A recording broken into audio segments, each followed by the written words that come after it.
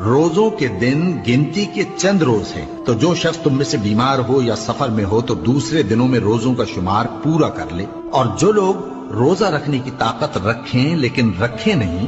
وہ روزے کے بدلے محتاج کو کھانا کھلا دیں، اور جو کوئی اپنی مرضی سے زیادہ نیکی کرے تو اس کے حق میں زیادہ اچھا ہے، اور اگر سمجھو تو روزہ رکھنا ہی تمہارے حق میں بہتر ہے۔ روزوں کا مہینہ رمضان کا مہینہ ہے، جس میں قرآن اول نازل ہوا، جو لوگوں کا رہنما ہے، اور جس میں ہدایت کی کھلی نشانیاں ہیں، اور جو حق و باطل کو الگ الگ کرنے والا ہے۔ تو جو کوئی تم میں سے اس مہینے میں موجود ہو چاہیے کہ پورے مہینے کے روزے رکھے، اور جو بیمار ہو یا سفر میں ہو تو دوسرے دنوں میں روزے رکھ کر ان کا شمار پورا کر لے۔ اللہ تمہارے حق میں آسانی چاہتا ہے اور سختی نہیں چاہتا، اور یہ آسانی کا حکم اس لیے دیا گیا ہے کہ تم روزوں کا شمار پورا کر لو، اور اس احسان کے بدلے کہ اللہ نے تم کو ہدایت بخشی ہے تم اس کو